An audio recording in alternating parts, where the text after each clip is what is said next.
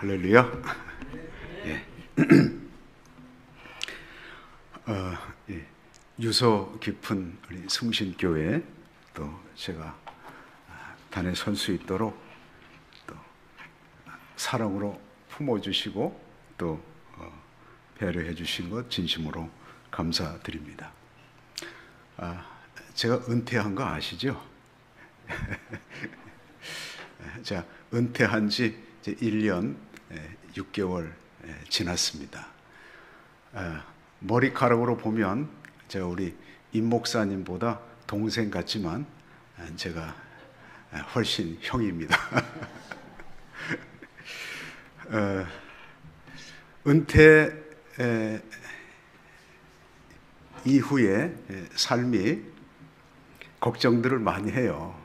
요즘에 도대체 뭐하고 지내냐, 어떻게 사냐.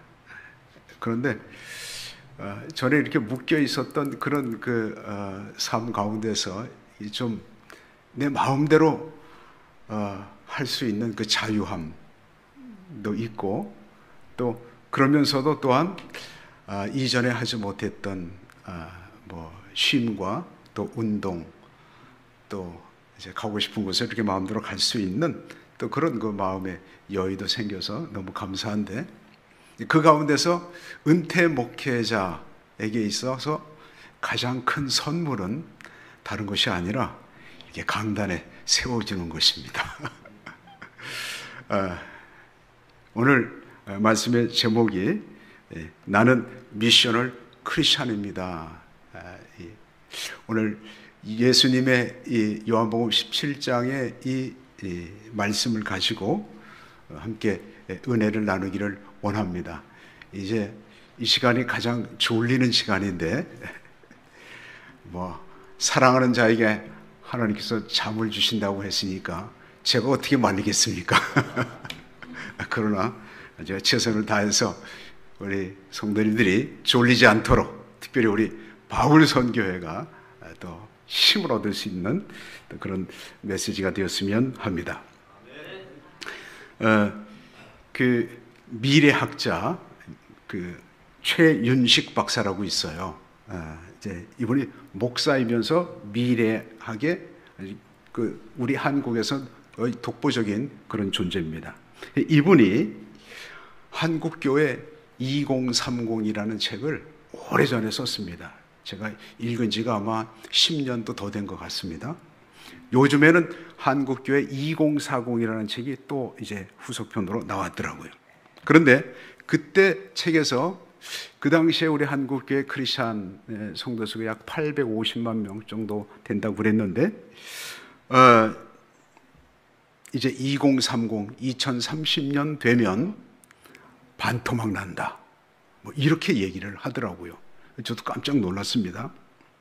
그런데 코로나 이제 이 사태가 지난 후에 한국 교회에 더 심각한 비상의 벨이 울렸습니다. 우리 성신교회뿐만 아니라 저희 교회에서도 그 출석 수나 또 재정적인 이런 모든 것들이 많이 줄었었습니다. 거의 한 20%, 30% 이 정도로 지금 다시 이제 이렇게 회복 가운데 있지만, 평균적으로 코로나가 지난 이후에 나타난 결과 우리 한국교회 전체의 상황은 코로나 이전보다 이후가 약 한 20% 정도 약화됐을 것이다, 이렇게 봅니다. 그렇다면 지금 우리 한국교회가 그렇지 않아도 지금 침체 상태, 쇠퇴 상태로 가고 있는데, 그러면 어떻게 이런 상황에서 다시 회복시킬 수 있는 방법은 없는가? 저는 있다고 믿습니다. 그것은 성도 한 사람 한 사람이 오늘 말씀의 제목처럼 미셔널 크리스찬이 되는 것. 그렇게 되면 교회는 다시 힘있게 회복되고 성장하고 부흥하게 될 줄로 믿습니다. 그렇다면 미셔널 크리스찬이란 무엇인가? 선교헌금을 많이 하고 선교사를 많이 후원하고 파송하고, 그렇게 하면 그것이 미셔널 크리스찬이고 또 미셔널 교회인가 처치인가, 제가 그렇게 생각을 했었어요. 그래서 저는 선교에 대한 그런 비전이 있어서 제가 우리 합신 다닐 때 선교학회에서 학회장으로 활동도 하고, 그 후에도 계속해서 제가 이제 선교사로 나가지 못한 것에 대한 그 빚진 마음, 죄송한 마음이 있어서, 그래서 제가 우리 합신세계 선교회 이사로 또 이사장으로 오랫동안 섬겨 왔습니다. 그래서 선교를 많이 하는 교회, 그리고 선교 헌금도 많이 하는 그런 성도가 이게 미셔널 크리스찬이고 또 미셔널 처치인 줄로 그렇게 생각을 했었죠. 그래서 저희 교회가 내가 가지 못했기 때문에, 우리가 가지 못했기 때문에 그 대신에 내가 가지는 않았지만 보내는 선교, 보내는 선교사의 역할을 해야 되겠다 해서 우리 교회가 개척돼서 시작하자마자 이제 그 빚진 마음을 갚으려고 시작한 것이 $1 운동이었어요. 이 $1 운동이라는 것은 뭐냐면, 그 당시에 한 1불이 한 1,000원이 조금 못 됐었어요. 그래서 우리 성도 한 사람 한 사람이 어린아이든 어르신이든 누구나 할 것 없이 이 선교 구자 헌금에 참여했으면 좋겠다. 그렇게 해가지고 사실 교회 개척 시작했을 때 다른 교회로부터 도움을 많이 받았거든요. 그렇지 않으면 어떻게 그 개척 교회가 그 어린아이 상태에서 어떻게 자립할 수 있었겠어요. 도움을 몇 년 동안 이렇게 받으면서도 그래도 우리 교회가 선교하는 교회가 돼야 되겠다. 나도 보내는 선교사의 그 역할을 감당해야 되겠다 해가지고 열심히 했습니다. 지금은 이제 뭐 한 달에 요즘 아직도 계속 이제 하고 있어요. 요즘에는 아마 목표가 10,000구자는 달성하지 못했지만 한 구자에 1,000원씩 해가지고 10,000구자. 그래서 어린아이들도 한 구자, 뭐 2구자, 뭐 이렇게 하고, 우리 학생 청년들도 커피값 한 잔 아끼면은 한 5구자, 5,000원 정도. 그리고 좀 여유되는 분들은 뭐 10구자, 20구자, 뭐 심지어는 100구자 그 이상도 하는 분들도 있어요. 그래서 그런 것들은 이제 무조건 이제 선교비로 이렇게 이제 지출을 하고 있습니다. 그렇게 하면 이게 미셔널 처치이고 미셔널 크리스찬인가 보다. 이 미션이라는 단어가, 미션올이라는 단어가 선교족이잖아요. 선교족. 그래 나는 선교적인 교회, 우리 교회는 선교적인 교회야. 나는 내가 선교 헌금을 매달마다 꼬박꼬박 하고 있으니까 나는 미셔널 크리스찬이야. 이렇게 생각을 한다는 것이죠. 그러나 제가 이제 코로나 바로 전에, 한 몇 년 전에 비로소 아이고 이게 아니구나, 내가 잘못 생각했구나 라는 사실을 깨닫게 됐어요. 그래서 그때부터 이제 저희 교회 주님 오시는 그날까지 영구적인 표어가 미셔널 처치, 미셔널 크리스찬, 이런 표어를 갖다 이제 걸었어요. 제가 있을 때 걸어놨기 때문에 제 후임으로 온 목사님 그거 지울 수 없거든요. 그리고 제가 이것은 우리 주님께서 오시는 그날까지 우리 교회가 지향해야 할 목표다, 이렇게 얘기를 당부를 했습니다. 자, 그러면 미셔널 크리스찬이라는 구체적으로 무엇을 말씀하고 있는가? 그것은 우리 주님께서 원하시는 성도의 모습이다. 저는 그렇게 말하고 싶어요. 그 근거가 어디서 나올 수 있는가? 오늘 요한복음 17장, 특별히 제가 그 18절로 23절까지 있는 그 내용 가운데서 주님께서, 요한복음 17장 우리가 잘 알고 있죠. 예수님의 제사장적 기도라는, 예수님께서 고난 받으시기 전에 이제 그 제자들과 함께 같이 이제 그 만찬을, 6월절 만찬을 나누시고 난 후에 기도를 드린 거예요, 하나님 앞에. 그래서 우리는 보통 이 요한복음 17장의 전체 내용은 기도문인데, 이것을 우리는 보통 뭐라고 부르냐면 예수 그리스도의 제사장적 기도라, 이렇게 불러요. 그러면 우리가 오늘 본문을 살펴보면서 그 가운데 나타난 정말 주님께서 원하시는 그 성도의 모습이 무엇인가를 한번 살펴보시고 한번 우리 자신에게도 적용할 수 있었으면 좋겠습니다. 먼저 여러분 18절 말씀을 보십시오. 18절 말씀에 이렇게 기록되어 있죠. 아버지께서 나를 세상에 보내신 것 같이 나도 그들을 세상에 보내었고. 18절 말씀에서 먼저 언급된, 강조되고 있는 단어가 무엇이냐면 보내심이라는 단어예요. 첫 번째는 성부 하나님의 파송이 있었습니다. 누구를 보내셨죠? 예수 그리스도를 보내셨어요. 아버지께서, 여기서 아버지는 성부 하나님을 가리키는 것이고, 여기서 나는 누구를 가리키는 거죠? 예수 그리스도, 성자 예수님이셔요. 그리고 나를 세상에 보내신 것 같이 나도, 예수님께서도 그들은 누구를 가리키는 건가요? 예수님의 제자들을 가리키는 것이죠. 그들을 세상에 보내었고, 예수님의 공생의 3년 동안 12사도들을 훈련시키시는데 집중하셨어요. 훈련의 목적은 다른 것이 아닙니다. 그들을 세상 가운데로 보내기 위함이었습니다. 하나님께서 아들 되신 예수 그리스도를 보내심 같이 예수님께서도 제자들을 보내셨다라는 것입니다. 여러분, 예수님의 대위임령 잘 아시죠? 유언적인 메시지. 마태복음 28장 19절. 그러므로 너희는 가서 모든 민족을 제자로 삼아. 예수님께서 유언적인 메시지는 예수님이 가장 하시고 싶었던 말씀, 핵심되는 그 말씀을 전하는 거 아니겠습니까?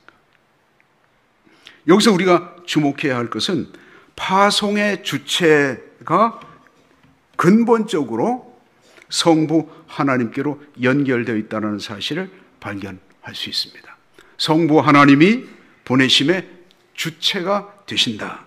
성자 예수님, 예수 그리스도를 보내셨고, 예수님께서는 또 제자들을 보내셨고, 또 제자들이 나가서 복음을 전할 때 또 다른 사람들을 제자로 삼아서 보냈던, 그것이 반복되어져서 오늘날 우리도 역시 복음을 듣고 주님의 제자가 된 것입니다. 그런데 오늘날 우리 교회의 심각한 문제는 많은 그리스도인들이 누가 나를 보내셨고, 그리고 또 내 자신이 보냄을 받은 자라는 사실을 잘 모르고 있다라는 것입니다. 여러분, 사람이 뿌리를 모르면 함부로 막 살 그런 위험이 있습니다. 그러나 오늘 예수님의 기도 가운데서 분명하게 말씀하고 있는 것은 하나님께서 예수 그리스도를 보내셨고, 예수님께서는 제자들을 보내셨고, 또 우리들은 제자들을 통해서 복음을 받았다라는 사실, 나를 보내신 분이 성부 하나님이라는 사실, 성자 예수 그리스도라는 사실을 오늘 본문을 통해서 확실하게 우리에게 알려주고 있습니다. 그러니까 우리 한 사람 한 사람이 어떤 존재입니까? 나는 내가 보기에는 시원치 않고 연약해 보인다 할지라도 나를 구원하시고 나를 택하시고 하나님 자녀로 삼아주시고, 뿐만 아니라 예수님께서 제자들을 보내신 것 같이 우리도 역시 보내심을 받은 자라는 사실을 오늘 본문을 통해서 우리는 알 수 있다는 것입니다. 여러분, 또 한번 보십시오. 또 18절 말씀부터 자세히 보면 아버지께서 나를 세상에 보내신 것 같이 나도 그들을 세상에 보내었고. 두 번째로 우리가 생각해야 될 부분이 무엇인가? 첫 번째 단어는 우리가 강조한 부분이 보냈다라는 파송의 의미가 있는 부분이라면, 두 번째 강조하고 있는 단어는 세상입니다. 성부 하나님께서 예수님을 보내신 것이 세상이에요, 세상. 하나님이 세상을 이처럼 사랑하사 세상. 여기서 말하는 세상은 여러 가지 의미로 쓸 수 있어요. 세상. 그럼 우리가 사는 세상이 될 수도 있고, 환경적, 지리적으로 세상이 될 수도 있고, 그 다음에 그 세상은 사람을 가리키기도 합니다. 하나님이 세상을 사랑하사 물론 우주 만물을 다 하나님께서 사랑하셔요. 그 가운데서도 특별히 사랑하시는 부분이 하나님의 형상을 따라 지음을 받은 우리 손짓이요.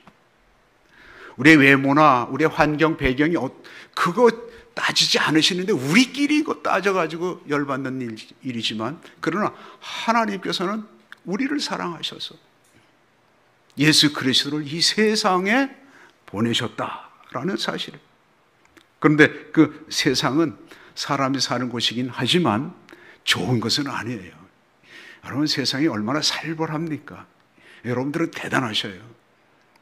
옛날엔 서울에 가면 눈만 감으면 코베 간다고 그랬는데, 근데도 여기서 아주 잘 살고 있는 거 보면, 제가 부천에서 살잖아요. 부천에서 사는데 가끔 이렇게 이제 서울 나오는 경우가 있어요. 있는데 긴장이 돼요. 차를 가지고 가면 안 되겠다. 그래가지고 온수역까지 와가지고 온수교회, 우리 교대에 온수교회 있거든요. 거기 장로님이, 목사님 다른 데다 주차하면 주차비 많이 나오니까 우리 교회에다 주차하세요. 근데 주차하고 지하철 타면 또 공짜 아니겠어요, 저는. 네. 그래서 일 보고 돌아가서 거기서 차를 몰고 집으로 들어갈 때 되면 안도의 숨이 나와요. 아이고, 서울 잘 갔다 왔다. 세상이 무서운데, 특별히 서울에 사는 분들 더 그렇잖아요. 세상이라는 것은 성경적으로 좋은 것은 아닙니다. 예수님께서도 제자들을 이렇게 둘씩 짝지어서 보내실 때, 보라, 내가 너희를 보냄이 양을 이리 가운데 보냄과 같도다. 한마디로 이 세상은 죄악이 가득한 것을 가리킵니다. 어떤 아주 신실하게 예수를 잘 믿는 자매가 있었어요. 근데 직장 생활을 하고 있었는데 직장에서 너무 열을 받았어요. 남자들만 있는 그런 가운데서 모이면은 담배 피죠. 음담패설 하죠. 그래서 이게 신앙 양심을 가지고 있는데 여기서 이렇게 자기가 직장 생활을 하기가 너무 불편해가지고 목사님에게 찾아왔어요. 목사님, 저 직장 생활하기 너무 힘들어, 어려워요. 어떻게 했으면 좋겠을까요? 좋을까요? 그랬더니 목사님이 그 얘기를 다 들으시고, 그렇군요, 참 힘들겠습니다. 그렇지만 자매님, 한번 생각해 보세요. 혹시 하나님께서 자매님을 그 직장으로 보내셨다라고 생각해 보지 않겠어요? 그랬더니 그 말의 의미를 금방 깨닫고 알겠습니다. 그러니까 성부 하나님께서 성자 예수님을 세상에 보내시고 성자 예수님께서 제자들을 보내실 때 내가 너희를 보냄이 양을 이리 가운데 보낸과 같도다. 이리 가운데 득실득실하는 그런 상황 가운데로 제자들을 보내셨거든요. 역시 오늘날도 우리가 마찬가지입니다. 주님께서는 우리를 그런 환경 가운데로 보내신다. 세상 가운데로 보내신다.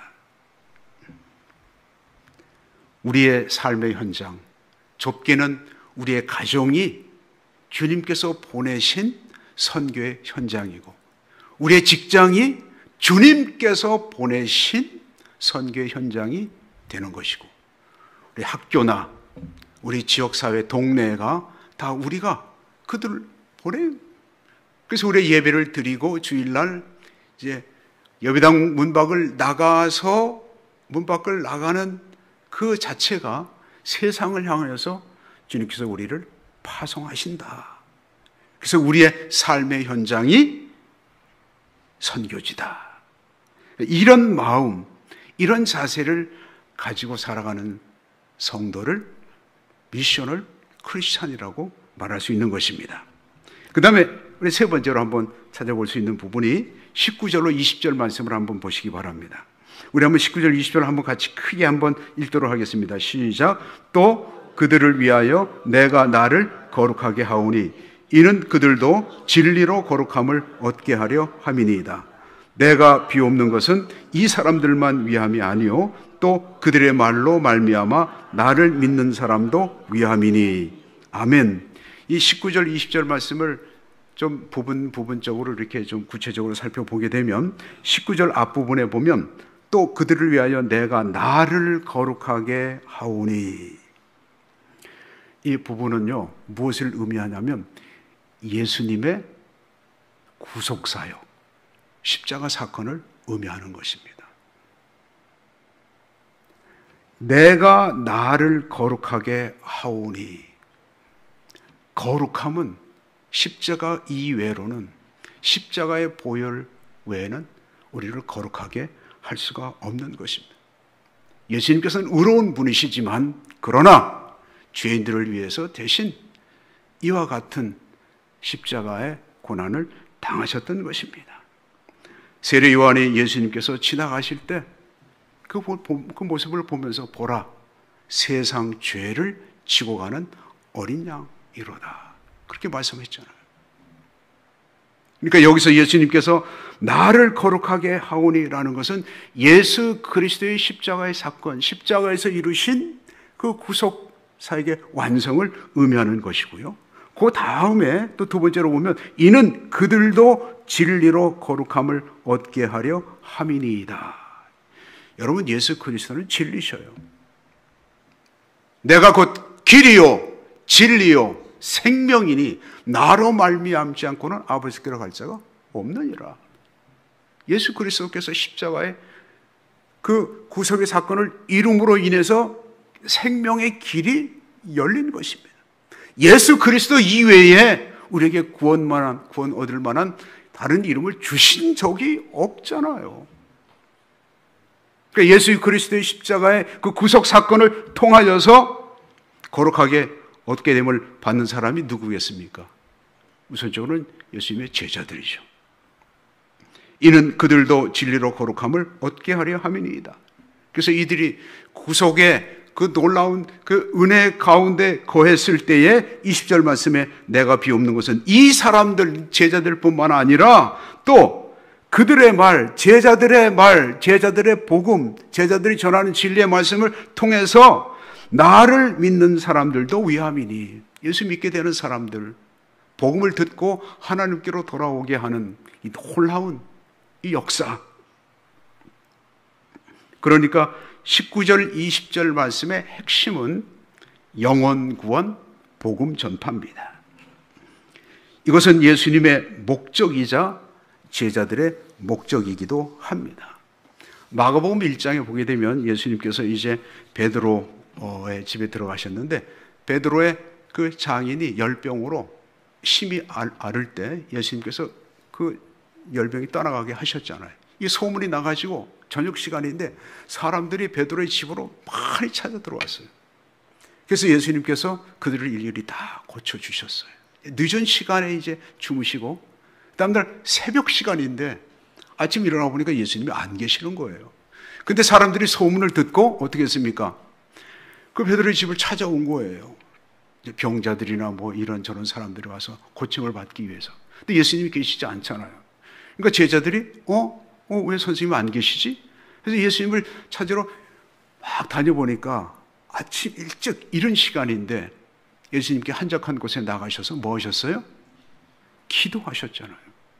그러니까 틀림없이 아마 베드로일 거예요. 선생님, 지금 여기서 뭐 하고 계시는 거예요? 사람들이 와가지고 지금 막 난리예요. 빨리 오세요. 갑시다. 그랬더니 예수님께서 뭐라고 답변하셨느냐면 마가복음 1장 38절 말씀에 이르시되 우리가 다른 가까운 마을들로 가자. 거기서도 전도하리니 내가 이를 위하여 왔노라. 병 고치는 거 중요해요. 귀신 쫓아내는 것, 그것도 중요하죠. 그러나 예수님의 관심, 예수님의 목적은 병 고침을 위해서 오신 것이 아니고 구원하기 위해서, 영혼 구원하기 위해서. 그래서 돌아가지 않고 다른 쫓아가는 제자들이 투덜투덜 거리면서도 선생님이 그렇게 말씀하시니까 에이씨 이거 안 되는데 이거 다 따라갔던 것으로 보입니다. 여러분, 오늘날 저를 포함해서 우리 그리스도인의 문제, 그것은 무엇인가? 예수님의 관심, 예수님께서 원하시는 그 뜻, 그 목적과 나의 목적이 맞지가 않는 거예요. 초점이 맞지 않는 거죠. 우리 어렸을 때 색종이, 검은 색종이하고 그 볼록 렌즈 있죠. 예. 그거 가지고 밖에 나가서 태양 이렇게 맞춰가지고 초점을 맞추면은 검은 색종이에서 연기가 나면서 이렇게 타오르잖아요. 그런데 아무리 오랫동안 해도 이렇게 타지 않는 그런 녀석들도 있어요. 왜 그런가요? 초점을 아주 작게 잘 맞춰, 핵심을 맞춰야 되는데 그걸 못 맞추면 괜히 시간 낭비죠. 왜 나는 안 돼? 왜 성질 부리고 뭐 투정 부릴 수도 있잖아요. 근데 과연 우리가 하나님의 은혜로 구원받아서 하나님의 자녀가 되었고 또 교회에서 귀한 직분도 받고 이렇게 했는데 왜 나의 관심, 왜 나의 생각은 예수님의 관심과 맞지 않느냐 이거예요. 비슷하게는 맞아요, 다. 근데 역사가 나타나지 않으니까 이게 신앙생활에도 답답하고 이 기쁨이 없고 괜히 죄송하기만 하고 그런 현상들이 나타나는 것입니다.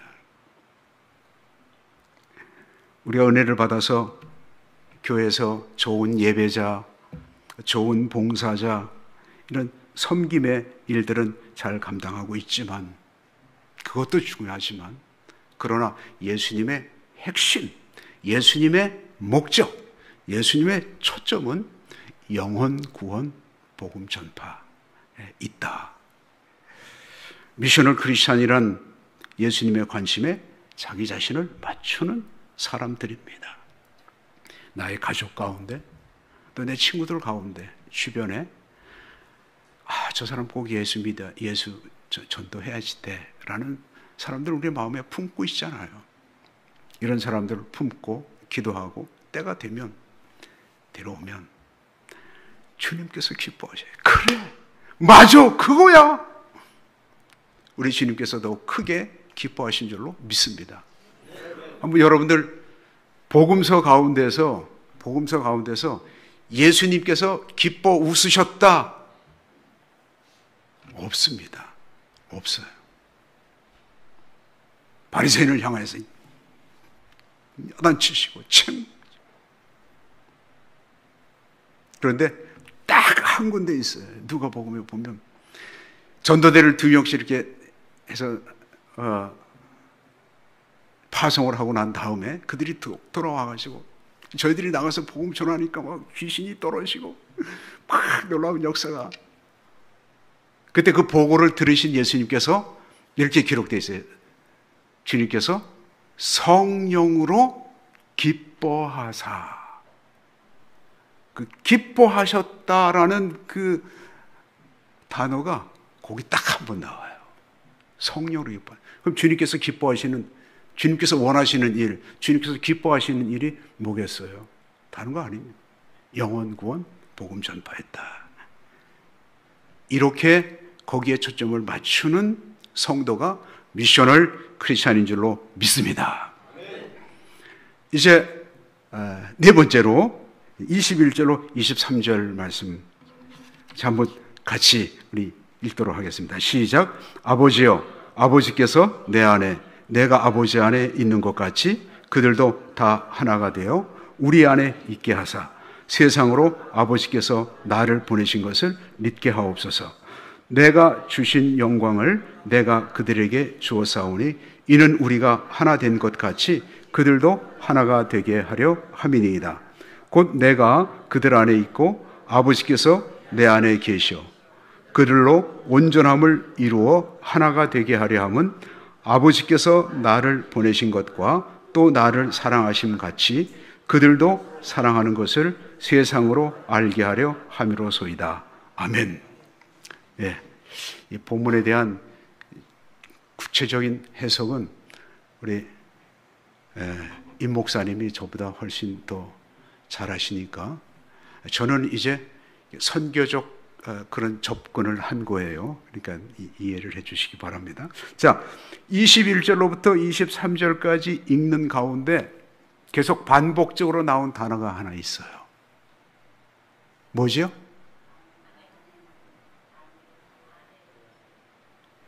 제가 답까지 알려주셨는데 계속 반복적으로 똑같은 단어가 반복적으로 나오는 단어가 하나 있어요. 하나. 거기 보면 21절 말씀에 중간 부분에 그들도 다 하나가 되어, 하나라는 단어가 나오죠. 그 다음에 22절 말씀에 중간에 보면 이는 우리가 하나 된 것 같이 그들도 하나 되게 하려 함이니. 그 다음에 또 23절 말씀에도 한 중간 부분 보게 되면 그들로 온전함을 이루어 하나가 되게 하려. 무엇에 대한 강조입니까? 하나에 대한 강조예요. 여기서 우리는 무엇을 가리킬까요? 우리가 하나 됨 같이. 네, 이건 하나님 가리키는 거예요. 성부, 성자, 성령, 삼위 하나님. 하나님께서 우리 사람을 창조하실 때 우리의 형상을 따라 했을 때 거기서 우리는 성부, 성자, 성령, 삼위 하나님을 의미하는 거예요. 그러니까 여기서 무슨 사실을 발견할 수 있느냐 하면 성부, 성자, 성령, 삼위 하나님이 공동체로 존재하신다. 공동체로 존재하신다. 그래서 예수님께서도 두세 사람이 함께하는 곳에 나도 함께하신다. 놀라운 은혜 아니겠습니까? 그러니까 예수님께서 여기서 말씀하고 계시는 것은 다른 것이 아니라 공동체를 의미하는 거예요. 아직까지는 오늘 본문 이 요한복음까지는 아직까지는 교회라는 공동체가 확실하게 구체적으로 드러나지는 않았지만 그러나 예수님께서 제자들을 통하여서 이루실 교회의 모습을 말씀하고 있는 거예요.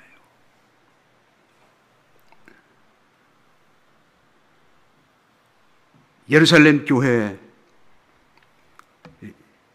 잘 아시잖아요. 오순절 성령 강림의 사건을 통해서 이루어졌던 그 교회 공동체의 모습을 사도행전 2장 42절에서 47절까지 말씀을 하고 있는데요. 제가 빨리 읽겠습니다. 그들이 사도의 가르침을 받아 서로 교제하고 떡을 떼며 오로지 기도하기를 힘쓰니라. 사람마다 두려워하는데 사도들로 말미암아 기사와 표적이 많이 나타나니 믿는 사람이 다 함께 있어 모든 물건을 서로 통용하고 또 재산과 소유를 팔아 각 사람의 필요를 따라 나눠주며 날마다 마음을 같이하여 성전에 모이기를 힘쓰고 집에서 떡을 떼며 기쁨과 순전한 마음으로 음식을 먹고 하나님을 찬미하며 또 온 백성에게 칭송을 받으니 주께서 구원받는 사람을 날마다 더하게 하시니라. 예루살렘 교회 공동체, 그 예루살렘 교회 그 공동체의 모습은 너무 아름다운 모습이죠. 그러니까 오늘날도 모든 교회들이 그 오순절 성령 강림 사건을 통해서 처음 시작된 이 예루살렘 교회 모습을 이렇게 닮아가려고 애를 쓰잖아요. 서로 모이기를 힘쓰고 서로 나눠주고 그리고 기도하고 놀라운 능력들이 나타나는 그런 교회의 모습. 그 결과로 하나님께서는 구원받은 사람들을 날마다 더 교회로 보내주셨다. 우리가 교회의 본질을 잘 이해하지 못하면 교회 안에 다툼과 또 시기와 자랑하는 이런 현상들이 나타나요. 오순절 그 성령 강림의 사건을 통해서 세워진 그 예루살렘 교회 그 아름다운 모습들이 계속 유지가 되지 않아요. 그래서 사도 바울이 이제 은혜를 받고 나서 복음을 전하고 그래서 고린도에 가서 고린도에서 복음을 전해서 거기서 개척된 교회 이름이 뭐죠? 고린도 교회죠. 고린도 교회가 은혜도 많이 받았어요. 방언의 은사도 받고 병 고치는 은사 뭐 이런 거 받았는데 문제가 생겼어요. 그게 뭡니까? 안에서 파벌이 일어났어요. 그래서 서로 미워하고 시기하고 심지어는 교회 안에서 송사까지 벌이는, 이게 얼마나 창피한 일입니까? 교회 안에서 그 문제를 해결하지 못하고 재판장에게 가가지고 우리 문제 해결해달라고. 그러니까 사도 바울이 화가 나오죠. 아니, 당신들 가운데 이 문제 하나 해결할 수 있는 사람이 없어? 그걸 가지고 세상 법정까지 가야 되겠습니까? 막 야단을 쳤잖아요. 그러니까 교회라는 공동체의 가장 중요한 것은 하나됨이에요. 성령의 하나됨을 우리가 힘써 지켜야 될 줄로 믿습니다. 에베소서 1장 22절 23절 말씀에 그를 만물 위에 교회 머리로 삼으셨느니라. 교회는 그의 몸이니 만물 안에서 만물을 충만하게 하시는 이의 충만함이니라. 저도 그냥 이전에는 그냥 뭐 교회 가서 예배드리고 또 뭐 우리 성가대원들끼리 가서 또 찬양하고 또 뭐 맛있는 거 사 먹고 뭐 이런 재미로 청년 시절에 왔다 갔다 하고 그런 시절이 있었어요. 근데 제가 이제 우리 합신 다니면서 우리 합신에 아주 중요한 정신이 세 가지 있는 거 아시죠? 네, 뭐죠? 바른 신학. 네, 바른 신학. 두 번째, 바른 교회. 바른 교회. 이제 우리 합동신학교 가가지고 바른 교회가 무엇인가를 거기서 배웠어요. 그래서 저희 교회는 지금도요, 여기 앞에다가 바른 신학, 바른 교회, 바른 생활 딱 붙여놨어요. 어떤 친구들이 와가지고 자기는만 바른 신학, 바른 생활, 바른 교회 하나? 뭐 이렇게 시비를 거는 친구들도 있지만, 그러나 너무너무 중요해요. 우리 성신교회가 바른 신학과 또 바른 교회, 바른 생활의 아름다운 모습들이 이렇게 드러나는, 그래서 온 교회, 데살로니가 교회가 소문난 교회, 칭찬받는 교회가 됐던 것처럼 그런 교회가 되시기를 주님의 이름으로 축원합니다. 여러분, 우리가 다 부족하고 연약하지만 그러나 하나님께서 우리의 허물을 다 덮어주시고, 그리고 그리스도의 피로 우리 죄를 다 씻겨주시고 우리를 하나님의 자녀, 그래서 우리 한 사람 한 사람 한 사람, 어린아이든 어르신이든 몸에 지체가 있든 뭐 어떤 사람이든 간에 하나님께서는 사랑하시고 그들이 다 같이 뭐 되기를 원하셔요? 하나 되기를 원하셔요. 하나 되기를. 특별히 오늘 이제 헌신 예배를 드린 우리 바울선교회 우리 회원들과 또 적어도 이 자리에 앉아 계신, 주일날 오후 예배가 없어지는 시대에 그래도 꿋꿋이 자리를 지키시는 우리 성도님들, 이분들은 우리 성신교회 안에서 리더라고 저는 생각을 해요. 그러면 교회에서 하셔야 할 역할이 있어요. 그게 뭐냐면 다른 것이 아니에요. 하나됨을 위해서 힘쓰는 거예요. 여러분, 저도 이제 직장 생활을 한동안 했어요. 그래서 세상이 어떤가 전 맛을 좀 봤습니다. 아침에 출근해가지고 막 일에 시달리고 상사에게 또 그 인간관계로 인해가지고 스트레스 받고, 그리고 저녁 때 퇴근하고 파김치가 돼가지고 제가 예수 믿기 전에는 또 요것도 한잔 했었거든요. 예. 스트레스 받으면 또 조용히 나가가지고 요것도. 근데 교회 오니까 천국 들어온 것 같더라고요. 천국에 온 것 같아요. 처음에 교회 들어왔을 때 제가 한 20대 중반에 예수를 믿게 됐는데, 근데 시간이 지나니까 교회 안에 새들이 많더라고요. 새들이. 무슨 새요? 텃새. 시간이 지나면서 점점 이것도 구별하고 차별하는, 너무 가슴 아프더라고요. 특별히 신앙생활을 오래 하면 오래 할수록 상전 노릇하는 분들이 많이 있어요. 근데 예수님은 죽기까지 순종하시고 종으로 사셨는데 우리는 정반대로 가는 현상들이 있잖아요. 이게 섬겨야 되는 일인데요. 그래서 가장 중요한 것은 주일날 예배당에 나오실 때 우리 이 자리에 모인 우리 바울 선교회 우리 회원들을 중심으로 해가지고 어린아이든 나이 많으신 어르신이든 반질반질 거렸던 분이든 어떤 분이든 간에 품어주셔야지 돼요. 잘 왔어. 지난주에 빠졌어. 또 빠졌어? 해가지고 하면은 가뜩이나 결단을 하고 오늘 주일날 가야지 하고 왔는데 오자마자 한 소리 한 대 맞으면 화가 나가지고 오나 봐라 예배 드리다가 화가 나가지고 갈 수 있거든요. 그러니까 격려해 주셔야지 돼. 잘 왔어. 그래 힘들어. 그래 같이 기도하자. 사정도 들어주고 따뜻하게 이게 이 교회 공동체예요. 교회 공동체.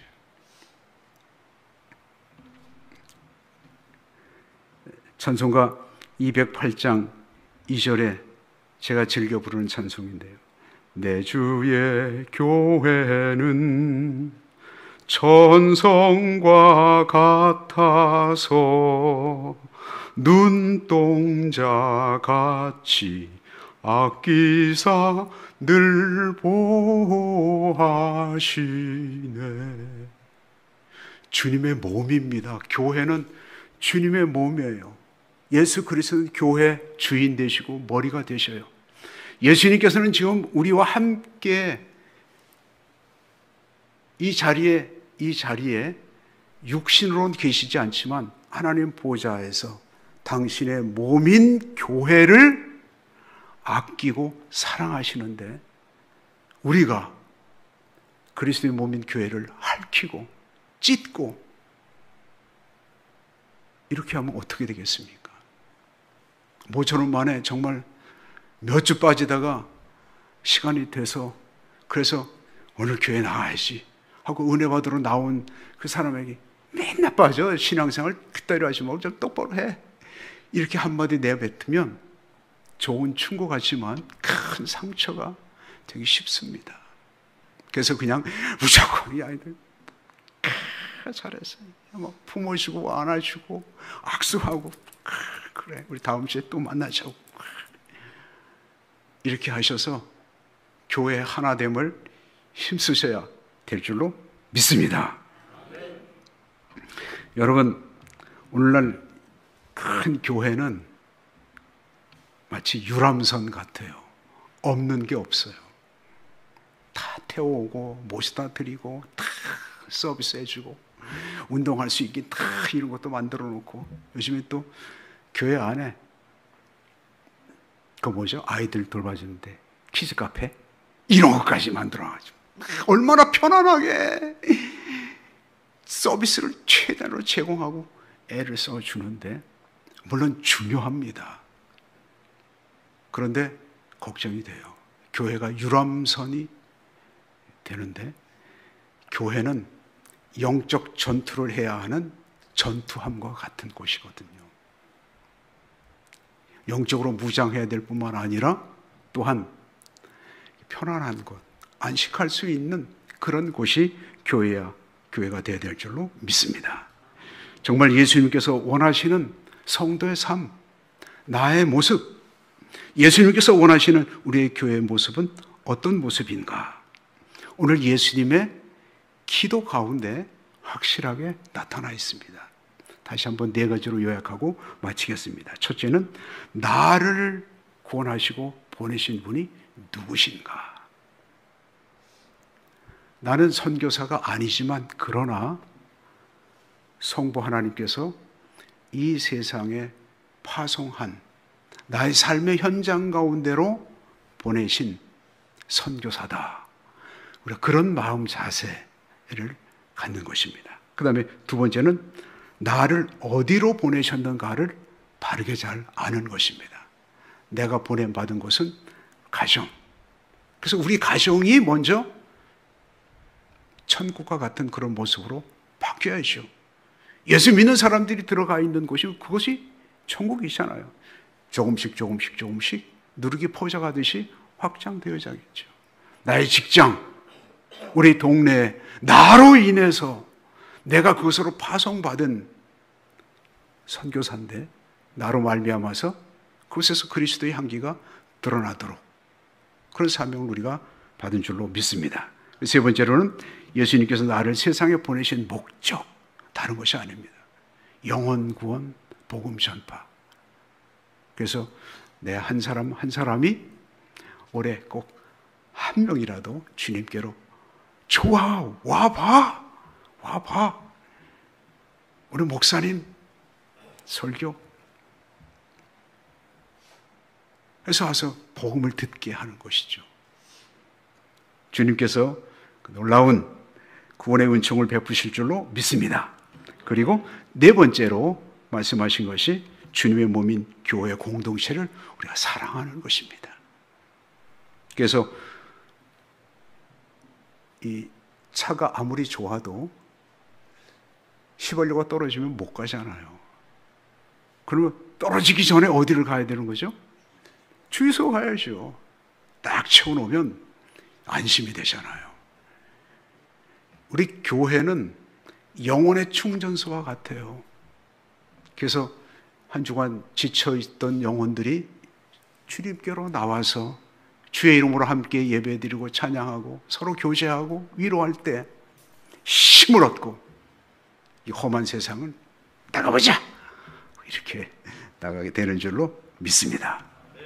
오늘 이제 바울 선교회 우리 헌신 예배를 드리시는데 헌신이라는 말의 의미는 나를 버리는 거예요. 그게 헌신이에요.